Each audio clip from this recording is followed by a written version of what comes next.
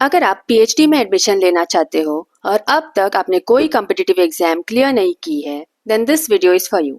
Welcome to my YouTube channel where I post updates about various competitive exams as well as PhD admissions. So if you are interested in this, press the subscribe button. I'm talking about BITS Pilani, जिनकी PhD admission की notification out हुई है और उनके website पे available है। सो आज के वीडियो में हम उस नोटिफिकेशन को देखेंगे, क्या है सिलेबस, क्या है एलिजिबिलिटी, ये सब कुछ समझेंगे। सो ये है advertisement of BITS Pilani for the PhD programme admissions for first semester 25-26। So advertisement में आपको दिख रहा है कि तीनों कैंपसेस के पिक्चर्स है, that is your Pilani, Goa and Hyderabad campuses. यहाँ पे कुछ इंफॉर्मेशन दी गई है about the institutes which will just skip for now. Applications have already started from 1st of March और उनकी लास्ट डेट जो है दैट इज 29th April। सो आपका कोर्स स्टार्ट होगा फ्रॉम अगस्त 2025। यहाँ पे एक टेबल दिया गया है विच मेंशंस ऑल द डिपार्टमेंट्स जिसमें आप पीएचडी कर सकते हो। आप पीएचडी आइदर फुल टाइम कर सकते हो और पार्ट टाइम। सो सबसे पहले हम देखिए अगर बायोलॉजिकल साइंसेस को, so you can do full time in Pilani, लेकिन पार्ट टाइम के लिए कोई वैकेंसी नहीं है। Where in Goa and Hyderabad campus you have vacancy in both the cases. ऐसे ही हमारे पास डिफरेंट डिपार्टमेंट्स है जैसे कि chemical engineering, chemistry, civil engineering, computer sciences and so on. इस तरफ हमें दिख रहा है कि फाइनेंशियल असिस्टेंस दिया गया है, this we will look at in the brochure.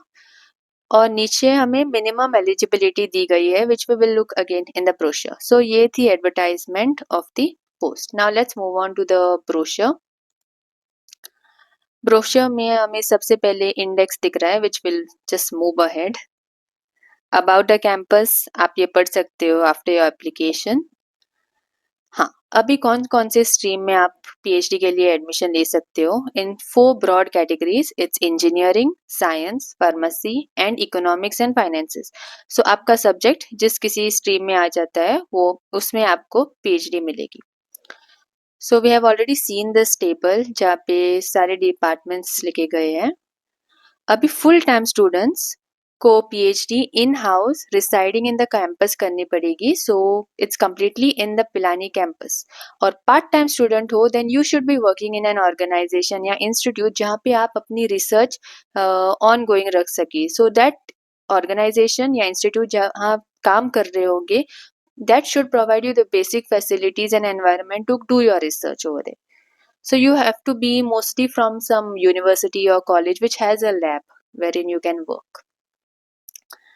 Minimum eligibility जो चाहिए वो है for ME, MTech, M.Pharm, MBA और MPhil। ये कोई भी आप कोर्स किया है आपने तो आपको मिनिमम 60% चाहिए in your overall degree.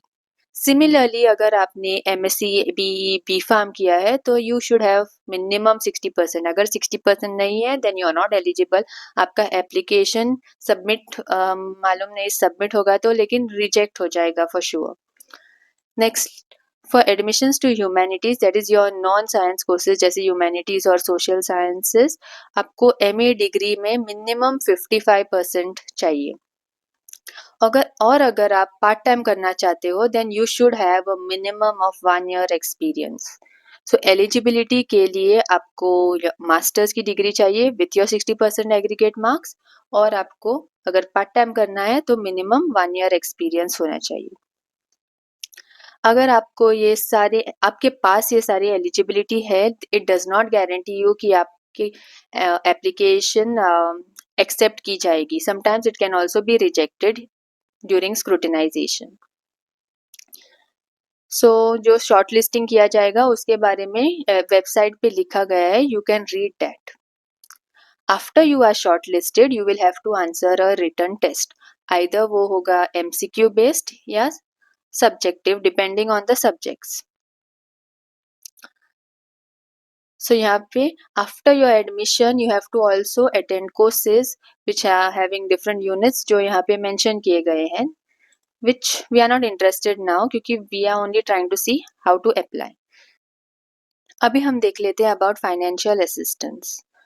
So अगर आप full time PhD कर रहे हो then only you will get a fellowship from BITS। अगर आप part time कर रहे हो, आपको already income का source है, then you will not get any fellowship।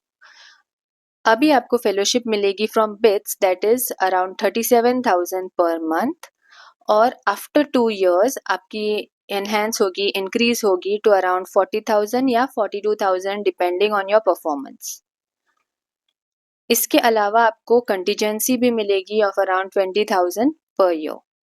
अगर आपने CSIR नेट या UGC नेट क्लियर किया है तो आपको वो भी फंडिंग मिल सकती है, आइदर नेट की फंडिंग या बिट्स की फंडिंग, दोनों आपको नहीं मिलेगी। अगर आपने PhD लेते एडमिशन लेते समय किसी स्पॉन्सर्ड प्रोजेक्ट्स के अंडर एडमिशन लिया है, then you will get the funding from that agency.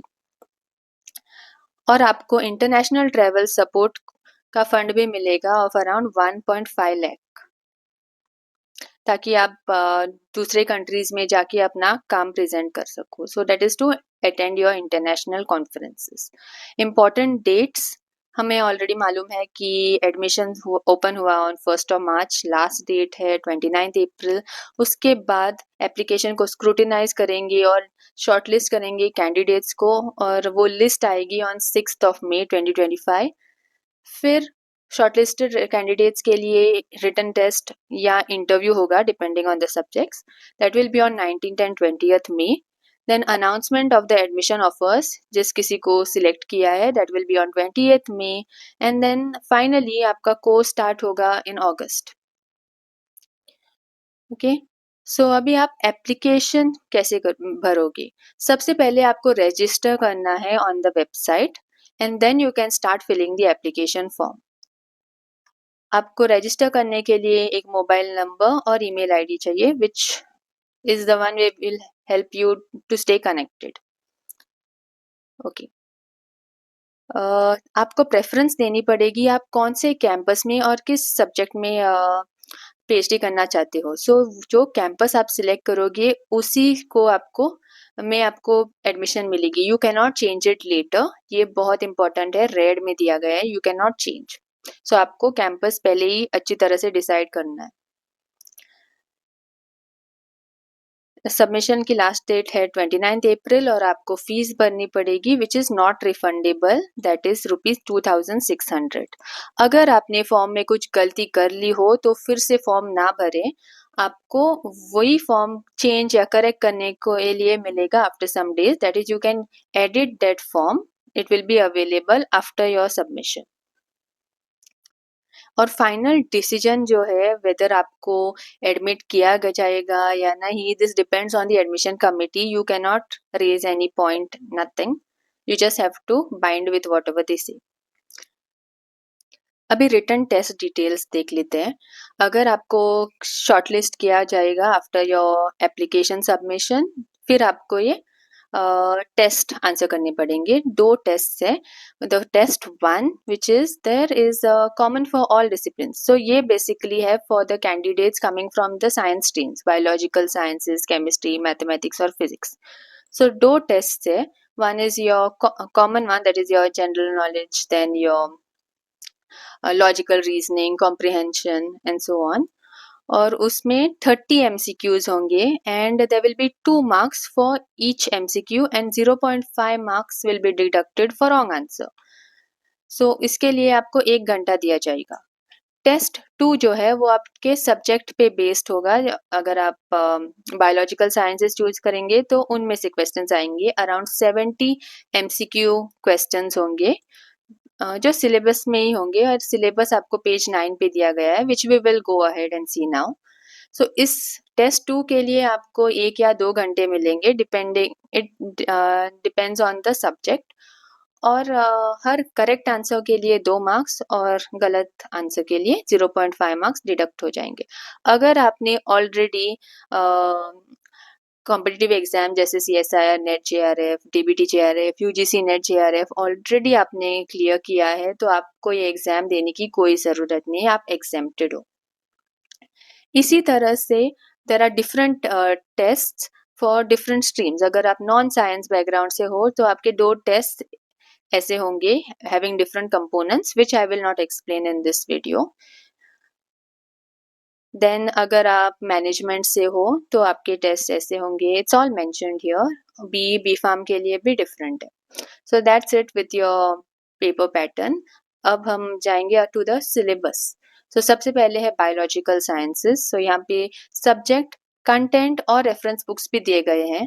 So if you see, सबसे पहले है जेनेटिक्स. सो आता है उसमें laws of inheritance, basically Mendelian genetics, then gene expression, operons and so on. So उसके लिए बुक भी दी गई है, principles of genetics. Then next subject is molecular techniques, biochemistry, microbiology, ecology, और उनमें से थोड़े-थोड़े टॉपिक्स यहाँ मेंशन किए गए हैं. सो इट मीन्स कि ये जो टॉपिक्स है, अगर आप दूसरे सीएसआई नेट के लिए स्टडी कर रहे हो तो उसी में आते हैं.